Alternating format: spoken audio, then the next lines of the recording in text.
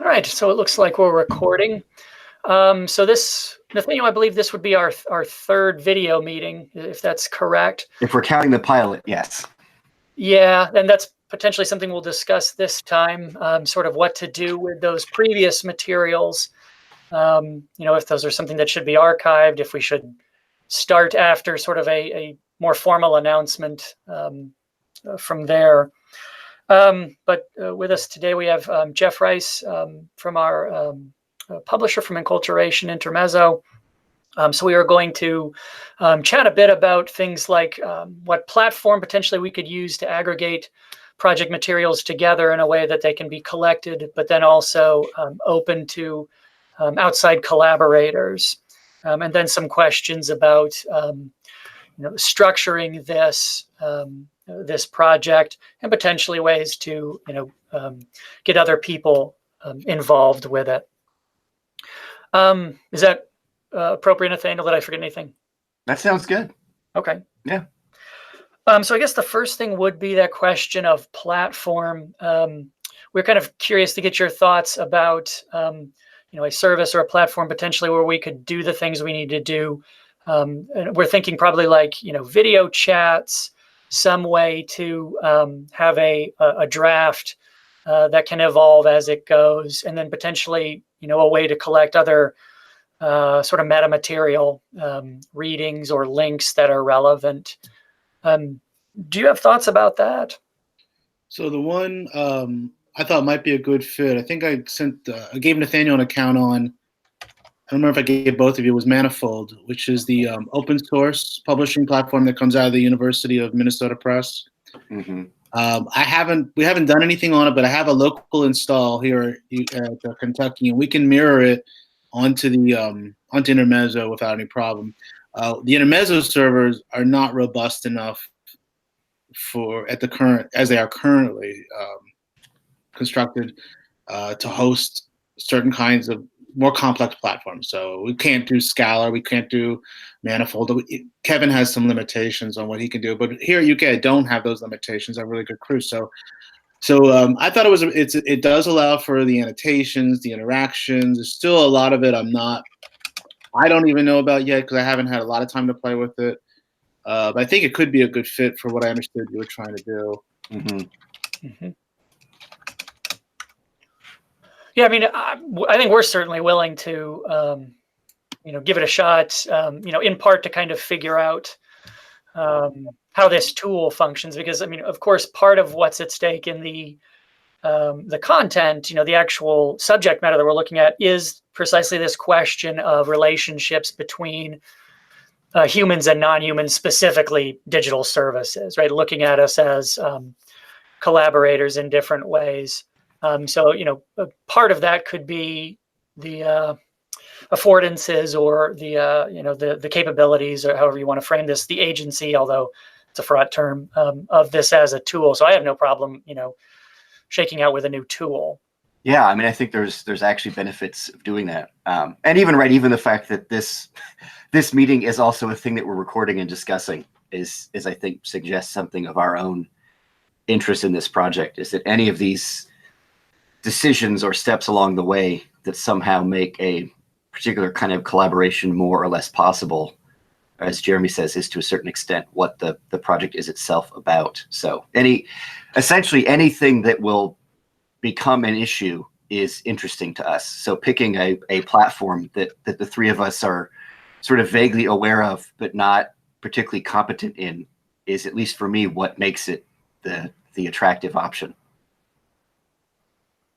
And could I ask, so for Manifold, would people need an account to participate in it in terms of annotations, or is there guest functionality? I think there's guest functionality. Okay. See if I can find. There are different levels. Like a lot of these platforms are different user levels. Right. So you've got from contributor to editor, etc., depending on how you do it.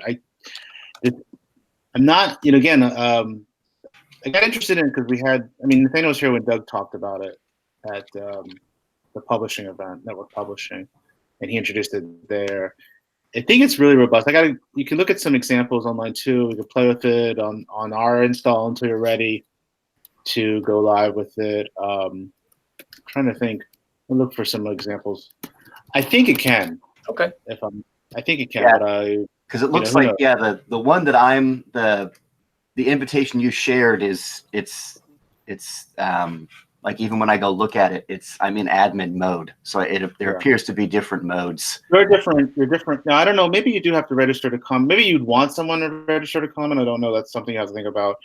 If you don't want it to turn to a spam farm at some point, there's a lot of stuff right. that one can do. Like what's the what's the level of commitment one has to make in order to participate? Yeah.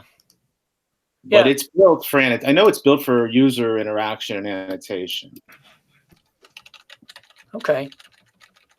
So we can give that a or we can take a look at that, Nathaniel and I, and figure out what we can do there. Sorry, let me just jot this down.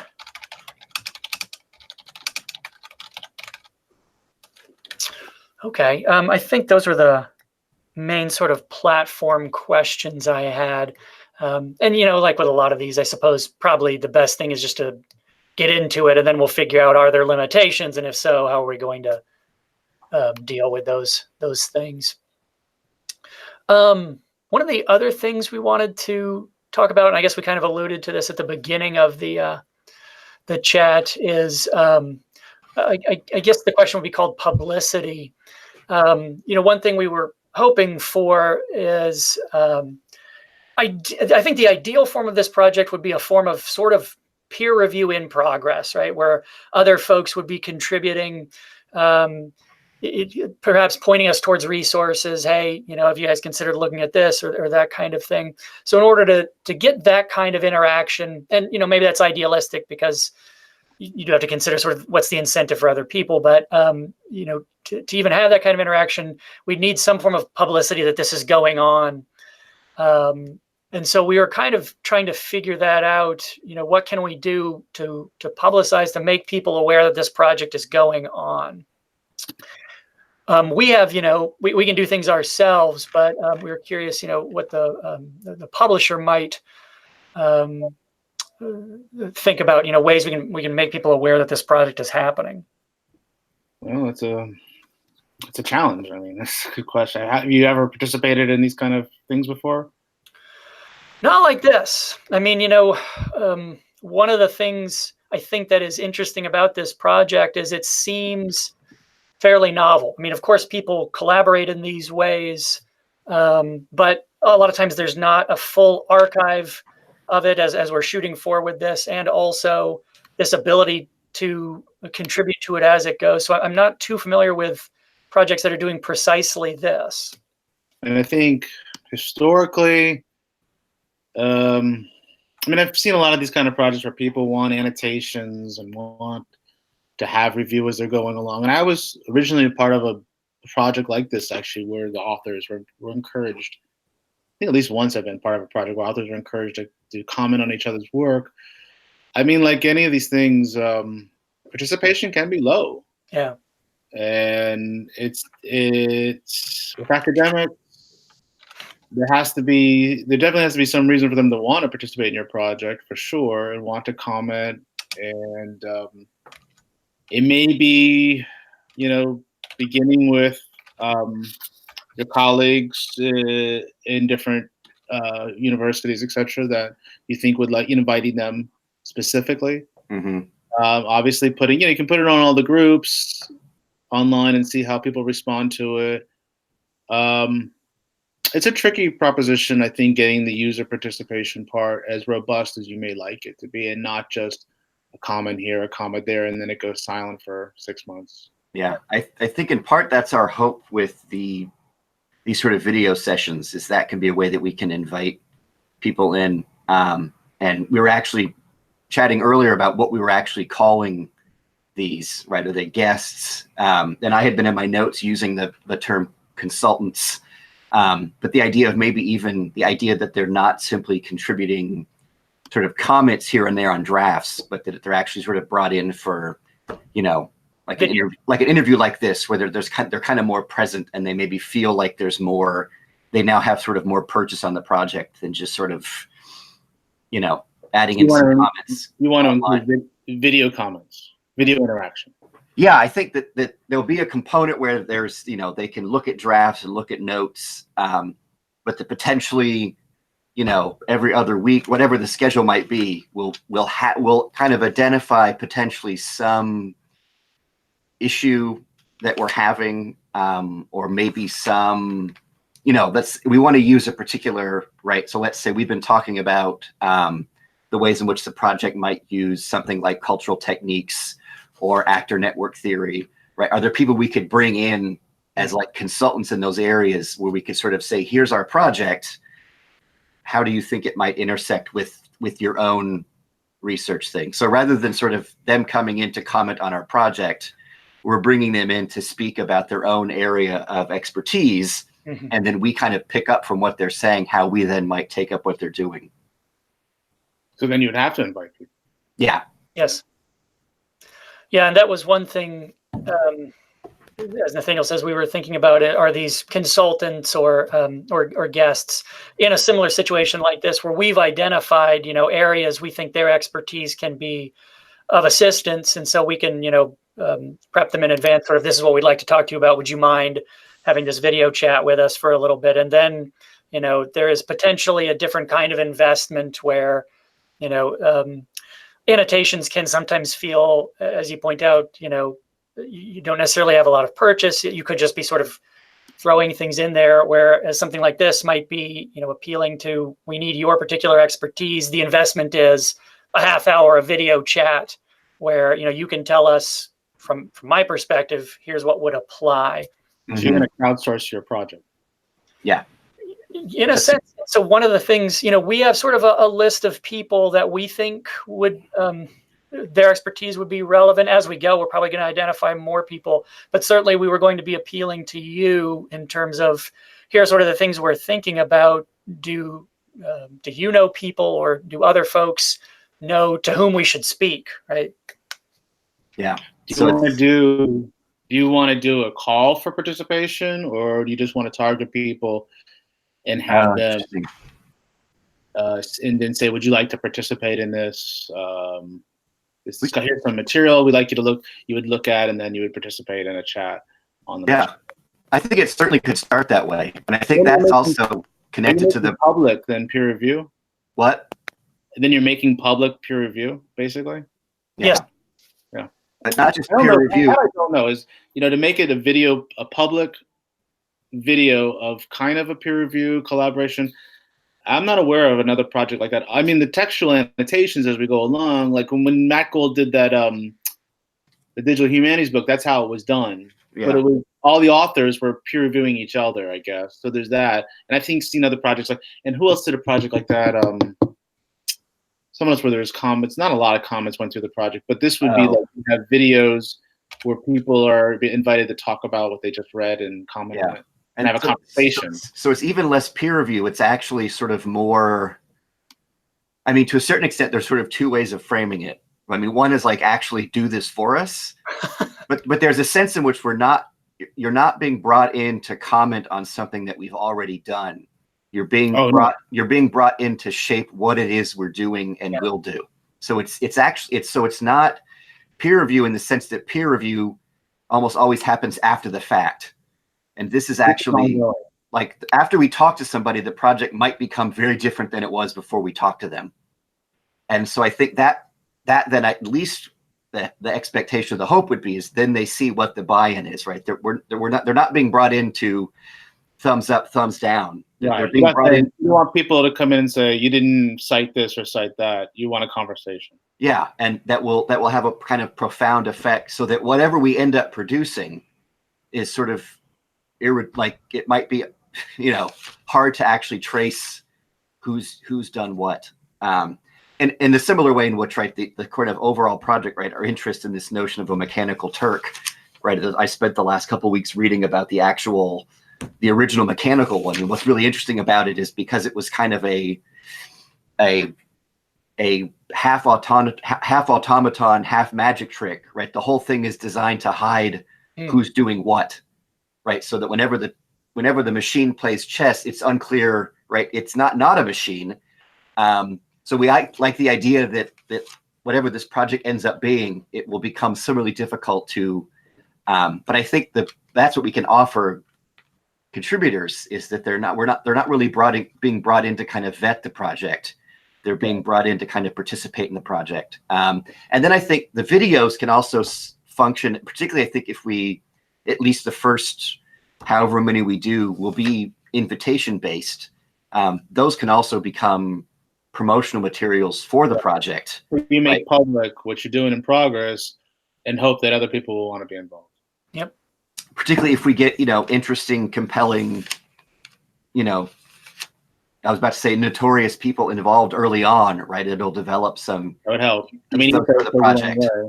If there are people want to go read how they're commenting or how they're interacting as well, or hear how they're interacting as well, that could help inspire people to be involved. So it's giving them essentially creative control over the project in a very public kind of way.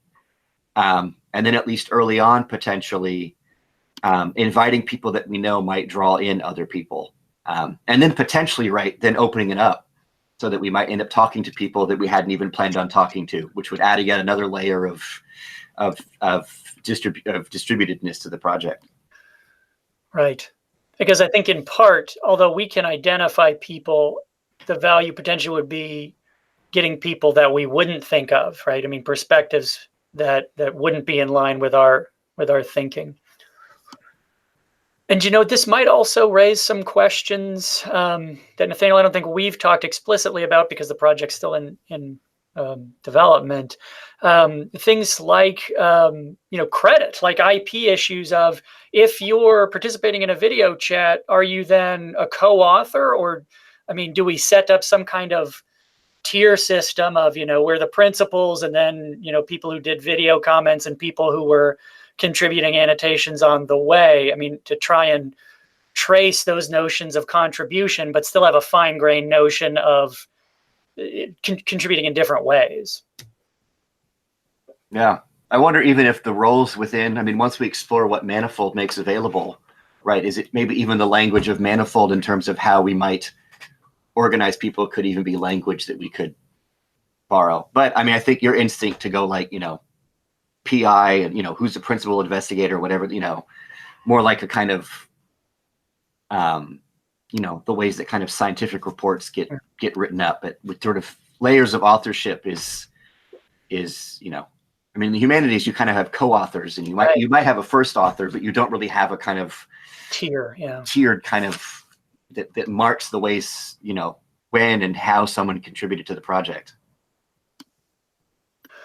But that might be an incentive, if you are getting something, even if it's not, it's not the same as a, solo authored text. If you're getting some form of institutional credit, either as scholarship or even as service, depending on how your institution is going to grapple with this, contributors would be getting some form of institutional, currency. So we're not just asking you to take, your time and expertise for nothing. Which potentially associates with Mechanical Turk. Right. We'll pay you a penny per minute for taking part in the project. Bonkers. We should set this up as a Turk job. Yeah. Although, wait, then we're paying people. Yeah. Given I just got confirmed, I'm now officially a Amazon worker. All my paperwork went through. But yeah, that basically we articulate we're essentially asking for human intelligence tasks. Yeah. These are hits. Yeah. Yeah. That's that's kind of, we had thought about that and then it dropped away, but now it's back. I realized we actually are asking them to contribute in intelligence tasks, ranging from large scale ones to very small scale. Right. You can either come in for an interview or you can add annotations, and for each annotation you get a penny. Yeah, it's interesting. I wonder, does Manifold handle payroll?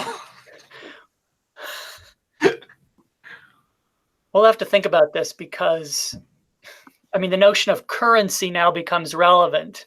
I mean, getting pennies isn't necessarily meaningful, but having something to put on your annual report, that might be meaningful. And it may also steer clear of, can you, you know, does something that you're getting remuneration for, does that count the same way in a scholarly way? Because I mean, like, some institutions, for example, as we know, will parse up things like, did you get paid to do this? Because if you did, that's not quite the same thing as scholarship you're doing without being paid to do.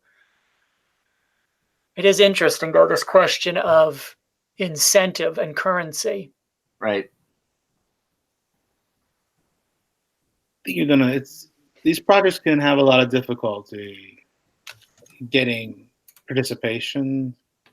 I don't know if it's an institutional thing will be the incentive. I think more in the beginning, friends or networks that you belong within will probably be your best bet of kind of doing a solid and participate in this. The other thing is where you have content to begin with, so people Right. really understand what you're doing, because I think a lot of people are going to be confused at first about what you're doing. And then maybe there needs to be some kind of preamble or some kind of the meat as well for people to respond to or interact with, so that they have an understanding of what you're trying to achieve and what you're trying to do differently, and how it's meta maybe, or it's related to the content of your project, but it's also, you maybe want to, if you want to foreground a rethinking of how peer review may work, not necessarily to replace it, but to offer other kinds of alternatives, which involve more conversational interaction, not anonymous, not worrying about literature reviews, and which is, the thing about Intermezzo was never meant to replicate the venues that already exist. Right. But something, let's say like this is very exciting because it's different, and this can't happen in a journal, right. And this can't even happen in a couple of the other options for doing a kind of digital publication that are out there right now, because they're really still replicating more or less Right. monograph or similar to monograph style. So, and even some of the stuff I think that's been done on Manifold, I don't think represents this so far. They're putting their books, the press is putting their books on Manifold, but they still look like books. And you want to do something that sounds that shows more of the process, makes more transparent the process of interaction. And then if you're talking about actor network theory, that the actors in this network are not just text and citations, but these engagements will be actors in your network too. Yeah. Mm-hmm. Yeah, and those questions of peer review are precisely one of the things we wanted to address, because there is still, as most of us in the field are grappling with the weirdness of peer review. That Mm-hmm. we compose these sort of autonomous texts, send them off. Sort of luck of the draw, you get a couple of reviewers who, if those 2 or 3 people are on your side, it moves forward. If they're not, and it puts a lot of, it embodies the field into a couple of people. And there's no longer really technological challenges with massive peer review. I mean, there are challenges. There are big logistical challenges. But I think, a lot of field publications are grappling with precisely these kinds of issues of, what is peer review, or what can peer review look like now? Right. And one difference is when we do peer review, I mean, I target people, I think, can comment intelligently on a piece of writing, and they either say yes or no, and then I can move on from there. Here, I think you're going to have a little more ambiguity about engagement and involvement, and people might say yes and not show up, or you may not have even contacted, might want to be a part of it, or you may have silence. I mean, the biggest concern is always the silence part. Yeah. I don't think, I've never felt that academics engage online as much as other discourse communities. I mean, we were doing this back in graduate school at 90, 7, 8, et cetera, trying to do online interaction stuff, and often finding very little engagement. And still to this day, you see, like, we remember the Blogora was an attempt, and it never had a lot of engagement on it, and they shut it down eventually. And then, I mean, there really aren't. If you go to the Facebook pages for technical communication or RSA or whatever, you don't see a tremendous amount. People post notes because they want to get attention to their projects or Yeah. whatever come out, but it's not conversational and Yeah. in that sense. There's no Reddit for academics or things like this. Yeah. Maybe that's for the best. No, I think if we were going to sort of, at least our wager is that potentially the reasons that a lot of those things don't ever take off is that there's a sense in which your participation is very circumscribed, right? You're just commenting on things that kind of already exist and will exist whether or not you comment on them or not. Whereas this one is, we're not really inviting commentary in terms of, so I wonder if I mean, it might be wishful thinking or not true. But in many ways, the hope is that this will show up because it is much more participatory, right? It's not peer review after the fact. Right. So oftentimes, right, you look at those listservs, it's people sharing things that are already done. And then you can either comment on that thing or not. And a lot of people go, well, it's already done. So, right, what would my comment do to the thing? Even listservs, where are listservs anymore? I mean, right. Even if this composition listserv is not really the same thing it was 20 years ago, and it's more just people yelling at each other now. Mm-hmm. We're hoping for substantial amounts of yelling on this project. Okay. But it'll be face-to-face yelling. Yeah, and it'll mostly just be Jeremy yelling at me. Yeah, we'll see. And one thing I think potentially that may help with this is we need to have regular scheduled video chats, right? I mean, given experience with things like podcasts, the ones that stick are the ones that have regular publication schedules, right? I mean, we can't probably just do this with, well, now we've got enough to have a chat. We just need to schedule, all right, every 2 weeks or whatever at this time, we're going to meet. And if we have a guest on this time to help us move forward, that's great. If not, then we're going to need to hash out, all right, here's what we found in the research. Here's what we've dug up in, analyzing the mechanical Turk posts. But we need to have, regularly scheduled video chats in order for this to take hold, I would think. How concerned are you of your own interest waning? Well, that's a not writing an article and sending it off for submission. You're continuing with something. Yeah. I think one of the things, I'm not too concerned about my own interest waning personally, because in part, I think it's an interesting topic, and I think the mode we'll be using will be interesting. And things like, if we regularly schedule it, commitments like that, I think are meaningful, right? I mean, I'm someone who believes in sort of, you come in and grind out for a couple of hours each day or whatever, and that leads to stuff. So I think, maybe it's naive, but I think the format will in part, Nathaniel, I think for no other reason would enjoy the opportunity to chat with each other about these ideas, particularly if we can get other folks in them who are interested as well. I mean, I think it'll be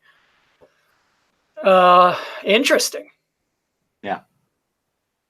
Yeah, I think so. I mean, right. I think the idea of I think regularly scheduling stuff will, I think, help keep the project visible, right? That if we're sort of serially releasing things, I think that maybe might help with some of the engagement issues, right? This is a regularly scheduled thing.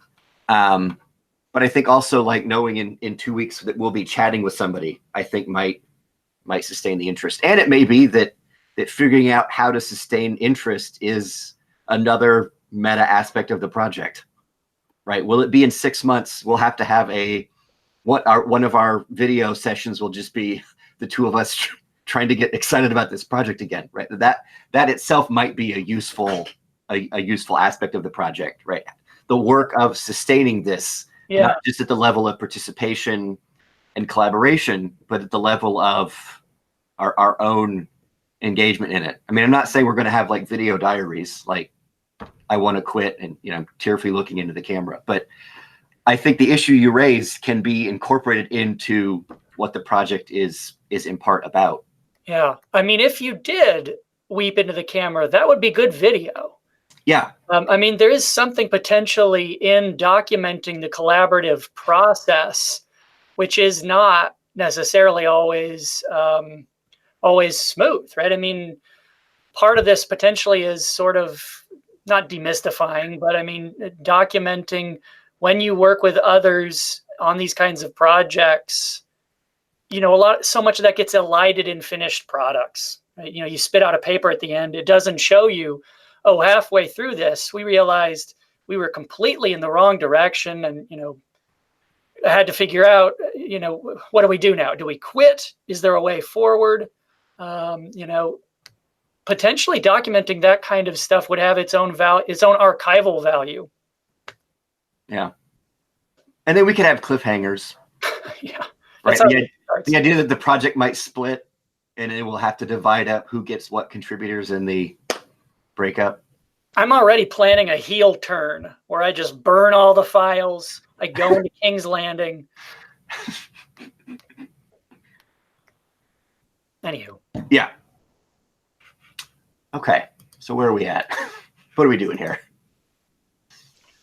So I think my Rex would be, let's start with Manifold, see if it works for you. Let's play around with it, make sure we can do all these things. And then I would say also maybe simultaneously, whatever content you have to start with, we can mirror back to the Intermezzo site if you want to, whenever you're ready to go live. And then I'd say whatever your network is, maybe start thinking about like who would you want to contact and maybe some kind of preamble or explanation so they understand. Right. Rather than come join me in the chat and they'll be like, why? I'm busy. Who are the people that you think would be good contributors to your project and which you're interested in? Is it people who are interested just in digital or in gaming or in network theory, or are there other people you're interested in? Right. You probably want to approach this differently than a peer review. A peer review, I would tend to look for people who I think have similar interests or heavily cited in a piece. Yeah. And here, I don't know if that's really the right strategy. I think that makes sense. Unless you are citing someone heavily and you feel like you want their feedback and be part of it. Sure, but it would be less bringing them in as someone that we've cited to come in and review it. But because we've cited you, we want to keep citing you live in the conversation. Yeah, I mean, I'm wondering too. I mean, that's in part what we're doing, but it may be that we're not simply making visible or doing another kind of peer review, but that it may just not be. It may have nothing to do with peer review. You may just want to be able to explain to people what it is you're asking them to do. Yeah. And then if it can get momentum, and we can put it on social media too as an invite if you want, or at least let people know this is going on. I mean, do you want people to see it in progress or not? Right. And see what kind of response we get there. What do you think is your timeline for when you want to start making things public? Yeah, that's a good question. Nathaniel, I mean, I was thinking, within, I don't know, a few weeks or. Yeah, I mean, I'm ready. I'm going to computers and writing.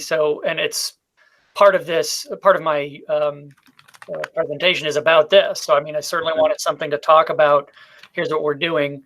I mean, potentially I can connect with some people there, but that's always sort of a long shot. But I would think within a few weeks we would want something public to get the ball rolling. Yeah.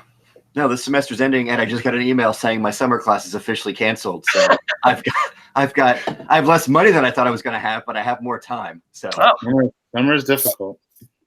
Yeah. But yeah, I mean, I think in part.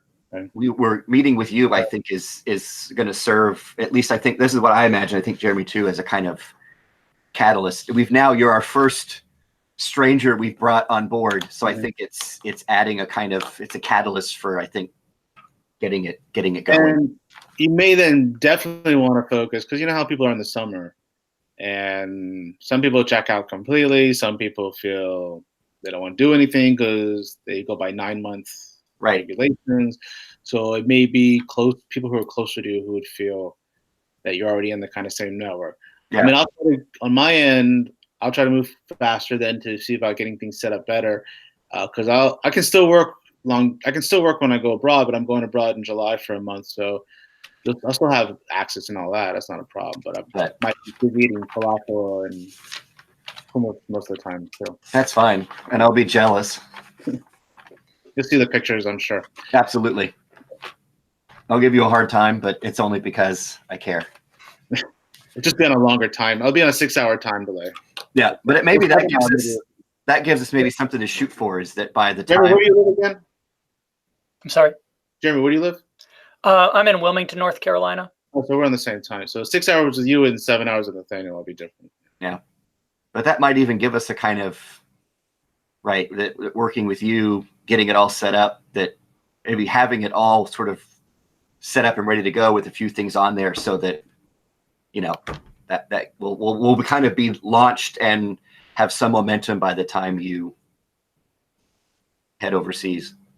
Yeah, hopefully we can get it ready to go. And I'll talk to Sergio too a little bit about it, so he's in the loop.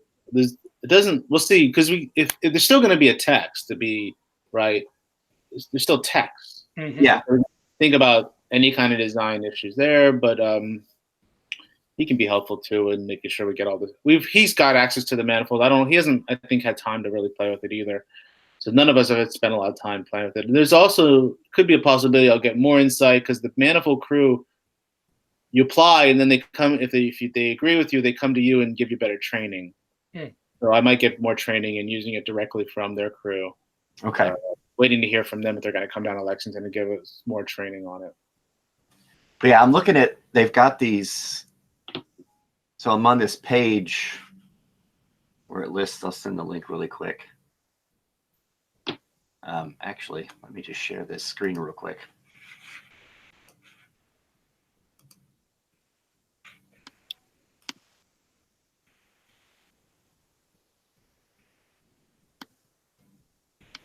Right, it has these roles breaking down from readers, authors, and publishers. And so we've got read, different roles. Annotate, engage. So Yeah. I mean, I think this seems to be what we have in mind. So Okay. So I guess we've Nathaniel, we pretty much know what our next step should be then. Yeah. Okay. Okay. All right. All right. We don't have a sign off yet. No, we don't have a tagline. Well, but thank you so much thanks for joining us. Sounds like a great project. Great. Thank you. We're excited about it. We hope something really interesting comes out of it. I am in my best Captain Holt voice. I am very excited. Good. I feel your enthusiasm is palpable. You've watched Brooklyn Nine-Nine? Only clips. I just watched a clip where he's interrogating a dentist, and he loses it about the word doctor and does the etymology. And so it's actually, he scores points for professors who go by doctor, because he points out that the medical profession has stolen the etymology of the word from philosophy, and then he has to walk out of the interrogation room and cool off. So based on that clip, I think I might watch more. He's very stoic. He's my favorite. That makes no motion. That tracks. Yeah. Okay. All right. Okay. Well, thank you. I guess we're done. Yeah, that's it. All right. Thanks. All right. All right. We'll talk about it. All right. Bye, Jeff. Bye. See ya.